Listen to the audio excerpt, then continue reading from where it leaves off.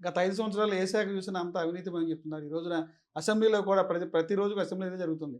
ఏ శాఖ చూసినా కూడా ఆర్థికంగా కుంభకోణాలు జరిగినాయి, ఆర్థికంగా దెబ్బతీశారని చెప్పి చెప్తారు. దీని మీద ప్రత్యేకంగా ఎంక్వైరీ కూడా చేస్తా చెప్పి అన్నారు. ఈ ప్రభుత్వం వచ్చిన తర్వాత ప్రతి శాఖ ఏ శాఖలు చూసినా అవినీతిమని చెప్తున్నారు. అవినీతి కంపు కొడుతుందంట గత 5 ఏళ్లలో. 9 నెలలు ఆర్థికంగా విధ్వంసం జరిగిందని చెప్తారు. 9 నెలలు అధికారంలోకి అయిందన్న వచ్చిళ్ళు. మేము అవినీతి చేసుంటే మా శాసనసభ్యులు, మంత్రులు, మా ప్రభుత్వం చేసుంటే ఇన్నరా మీరు మొన్న శ్వేతపత్రాలని చెప్పి ఒక నెల నడిపారు కదా. డైవర్షన్ పాలిటిక్స్ ప్రకారం ఒక నెల శ్వేతపత్రాలు నడిపారు కదా. వాస్తవాలు అయితే వెలికి తీయండి, సిబిసిఐడి ఎంక్వైరీ చేయండి, సిట్ వేయండి, గత ప్రభుత్వం పైన నిజ నిర్ధారణ కమిటీ వేయండి, వాస్తవం అయితే లోన పెట్టండి. ఎన్ని డొల్లతనాలు, చేతగానితనం. సుదీర్ఘంగా ఈ రాష్ట్రానికి ముఖ్యమంత్రి చేశాను, ఉమ్మడి రాష్ట్రంలో 4 సార్లు ముఖ్యమంత్రిగా చేశాను. నాకన్నా అనుభవజ్ఞుడు, ఆర్థికవేత్త, దేశంలో ప్రధానులు కూడా నిర్దేశించినటువంటి నాయకుడిని నేనని చెప్పేటువంటి ముఖ్యమంత్రి చంద్రబాబు నాయుడు గారు అసెంబ్లీ సాక్షిగా ఈ పథకాలు చూస్తే ఎలా అమలు చేయాలో అర్థం కావట్లేదు, భయం వేస్తుందని. సిగ్గులేదు ఈ మాట చెప్పడానికి. ఇంత మాటలు చెప్పి ఏరు దాటిన తర్వాత తెప్పతగలేసేటువంటి విధానం. రాష్ట్రం ఆర్థికంగా దెబ్బతీశారు జగన్మోహన్ అంటే రెడ్డి. మీరు ఆర్థికవేత్త కదా, 4 సార్లు ముఖ్యమంత్రి చేశారు, 3 సార్లు కదా. ప్రతిపక్ష నాయకుడిగా చేశారు. అప్పులు 14 లక్షలు 15 లక్షల కోట్లు అప్పులు చేశారన్నారు.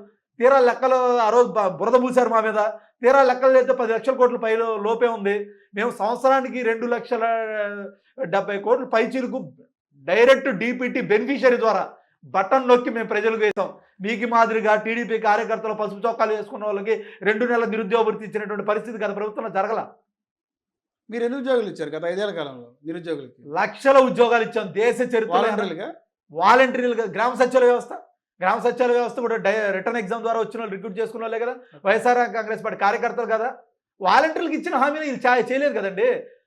గుర్తుపెట్టుకోండి తమ్ముళ్ళు, మేము అధికారంలోకి వస్తే 5,000 మీకు ఏం సరిపోతాయి, 10,000 నేను చేస్తా, ప్రభుత్వంలో మిమ్మల్ని భాగస్వాములు చేసుకుంటా, మీకు గౌరవ వేతనం 10,000 చేస్తానని చెప్పి వాళ్ళు రోడ్ల మీద అలో లక్షణ అని చెప్పి ధర్నాలు, రాస్తారోకాలు.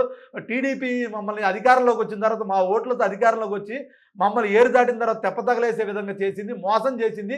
ఇది కూటమి ప్రభుత్వం, ఇది ముంచిన ప్రభుత్వం అని చెప్పి వాలంటీర్లు. వాలంటీర్ అంతా మీ వైసీపీ కార్యకర్తలు అంట కదా. ఎవరు వాలంటీర్లు?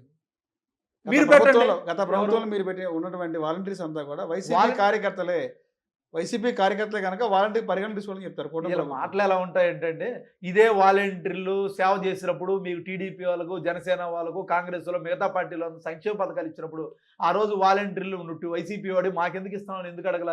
ఇదే వాలంటీర్ల ద్వారా తప్పులు జరిగిపోయినాయి, 30,000 పైచీలకు మహిళలు మిస్ అయ్యారు, మా ప్రభుత్వం అధికారంలోకి వస్తే మహిళల్లో వెలికితీస్తాం అని డిప్యూటీ సీఎం గారు చెప్పి మహిళలకు ప్రత్యేక చట్టాలను తీసుకొస్తాం, తరిమేస్తామని కబుర్లు చెప్పినటువంటి చంద్రబాబు నాయుడు, పవన్ కళ్యాణ్ గారు ఏమైపోయారు ఇప్పుడు?